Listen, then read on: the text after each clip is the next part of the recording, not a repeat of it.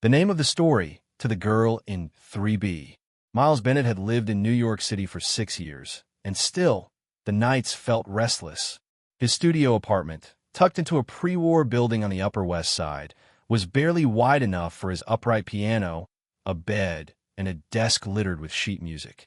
But it had good bones, he liked to say, a poet's way of excusing the uneven floorboards, the flickering light in the hallway, the radiator that hissed like it had opinions of its own.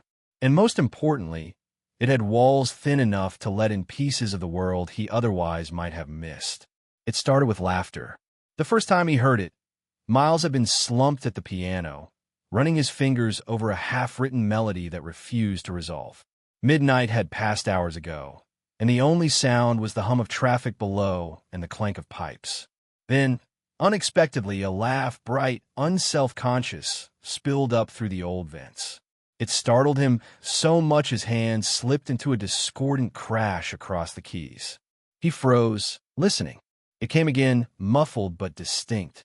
A woman's laugh, rising and falling like wind chimes.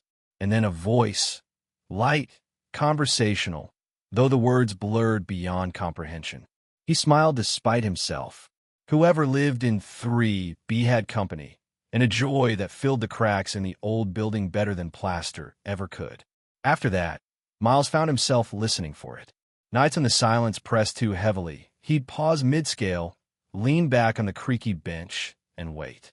Sometimes it was only a few moments, a soft giggle, a snort followed by another laugh, and then quiet again. But it was enough to remind him that life pulsed beyond his own four walls, vibrant and unscripted.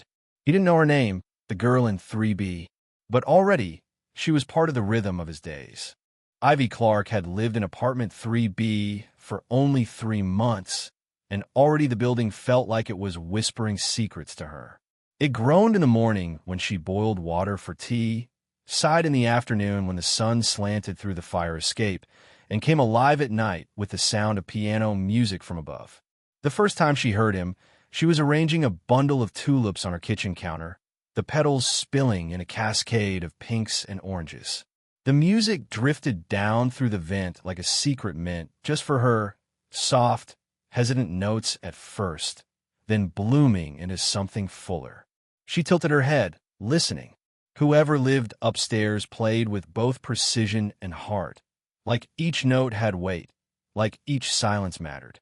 It reminded her of her mother, who used to hum while pruning roses in the little garden behind their house in Connecticut. That mixture of tenderness and discipline. At first, Ivy thought it must be a recording, until a sudden wrong note, an almost human imperfection, proved otherwise. She laughed, delighted by it, and the sound echoed back to her from the pipes. From then on, the music became her companion. She came to expect it during her late-night hours when insomnia settled in, or after long days at the flower shop. Sometimes it was soft, lilting, as if he were testing melodies. Other nights, it roared with energy, flooding her apartment until her vases rattled faintly on the shelves. She didn't know his name, the man upstairs, but already he was part of her story.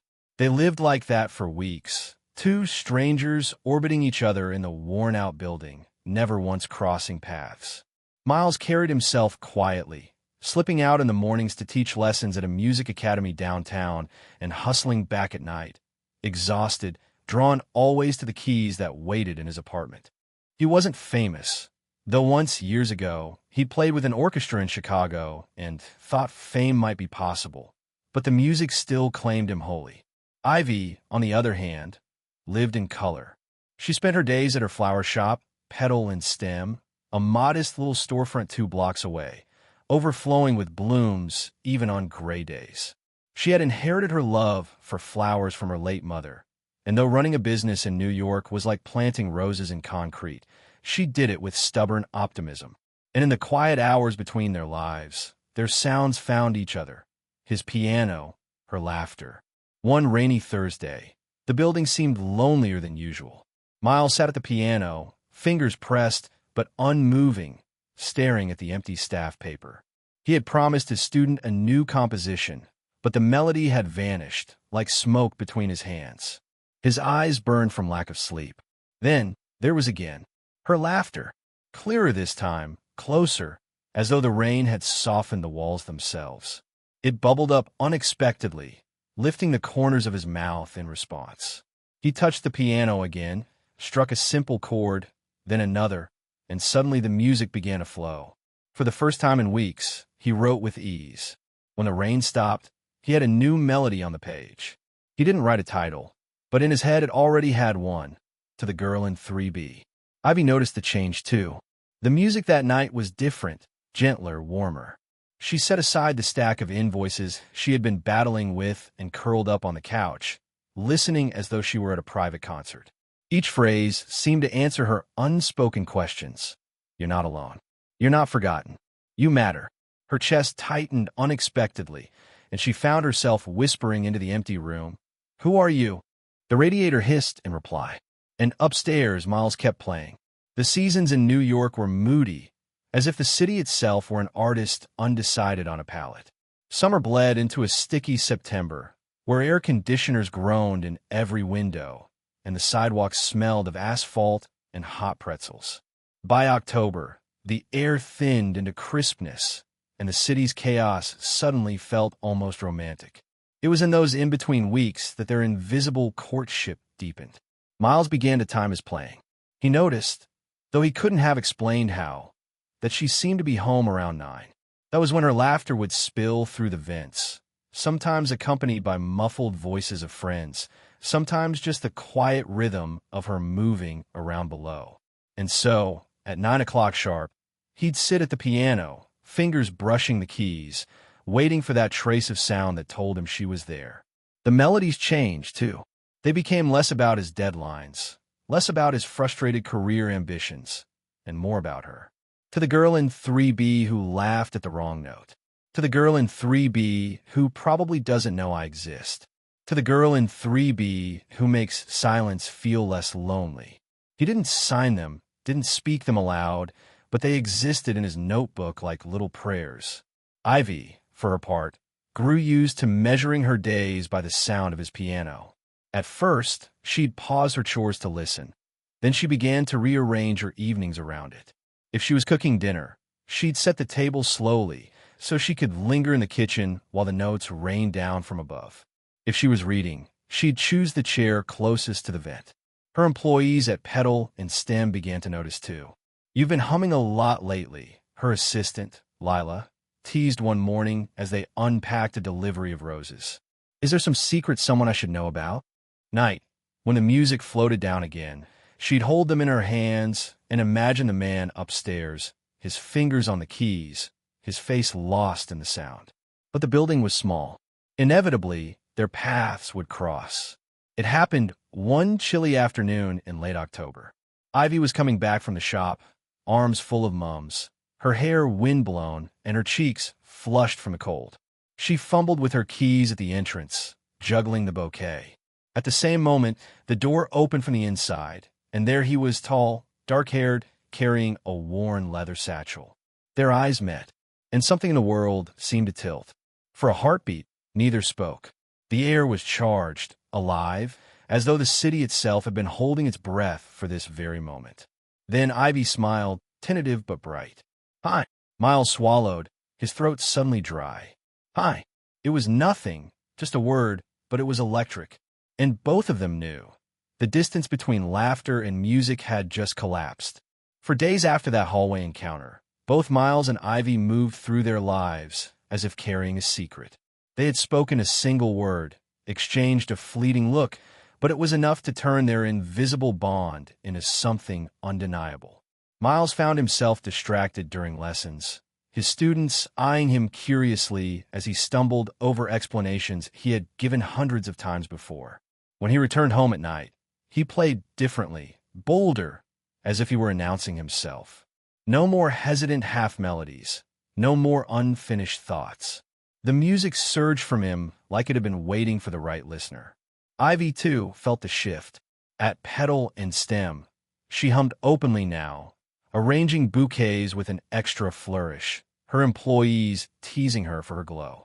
She brushed them off, but inside she knew it was true.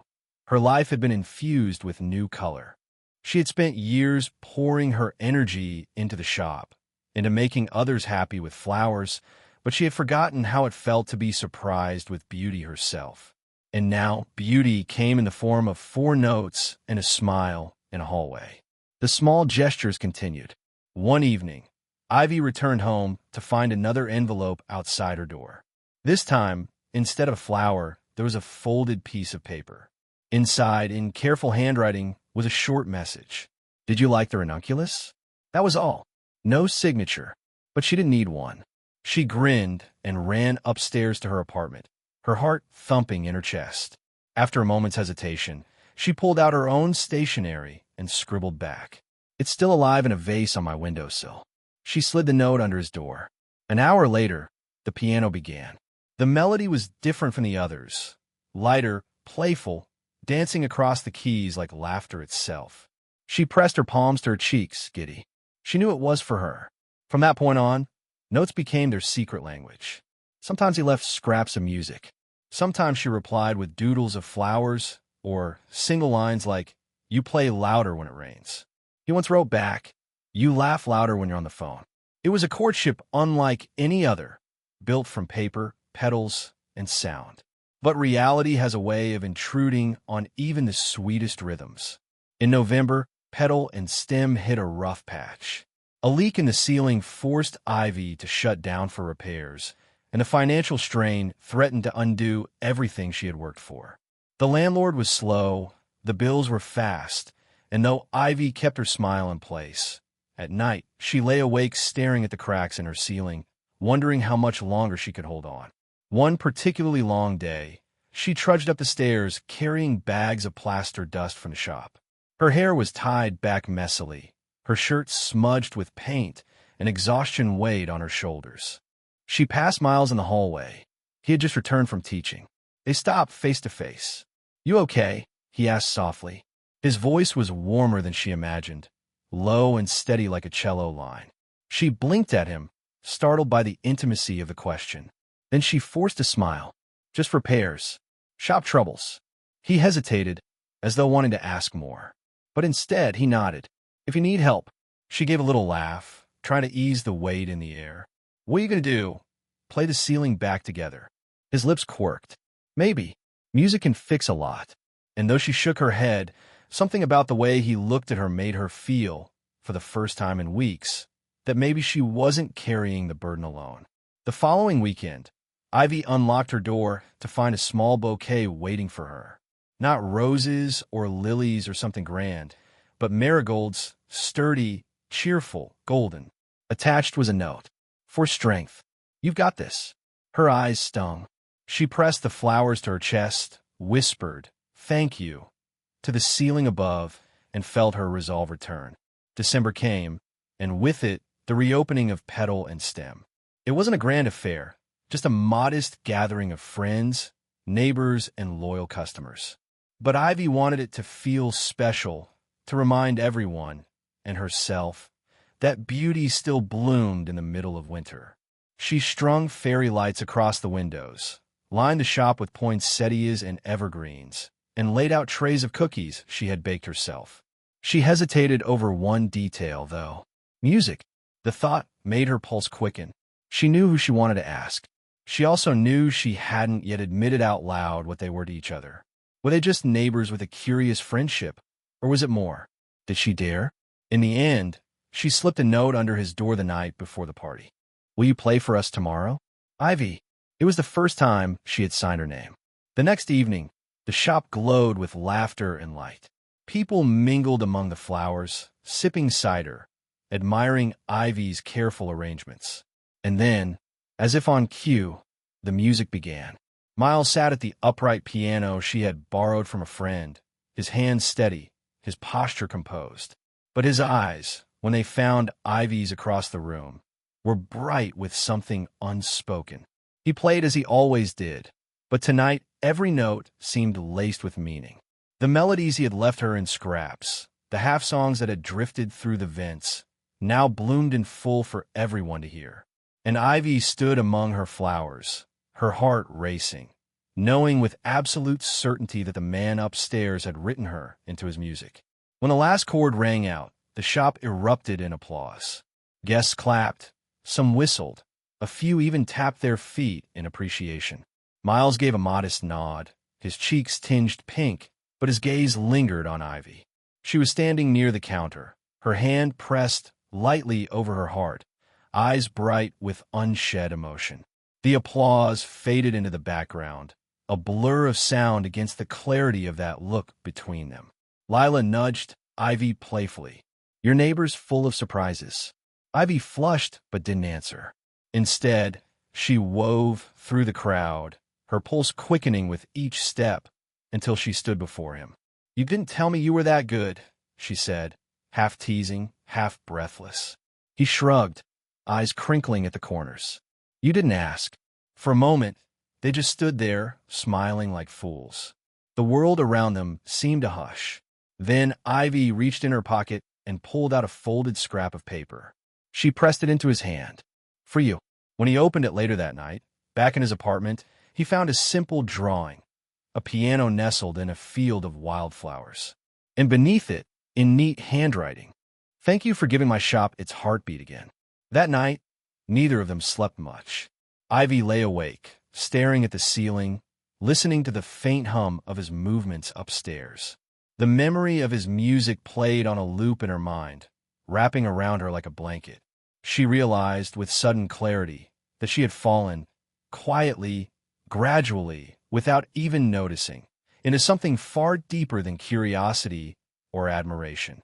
Miles sat at his piano, the drawing resting against the stand, his fingers drifting over the keys without pressing down. He thought of her smile, her laugh, the way she had signed her name for the first time. He thought of how, for months, she had been a presence in his life without ever stepping into it fully, and how now, suddenly, she was everywhere. He pressed a single note, soft and lingering, and whispered into the empty room, "Ivy." The next days felt like a fragile new beginning. They didn't declare anything, not yet. Instead, they continued their slow dance of notes and flowers, but now with words woven in between. They spoke in the hallway more often, short exchanges about their days, about music, about flowers. Each conversation felt both ordinary and electric, like striking a match. And though they had not yet touched, not yet confessed, the air between them carried the weight of everything still unsaid. By the time winter deepened, the city dressed in snow and lights, it was no longer a question of if they would fall into each other's arms, only when. Winter in New York had a way of softening everything.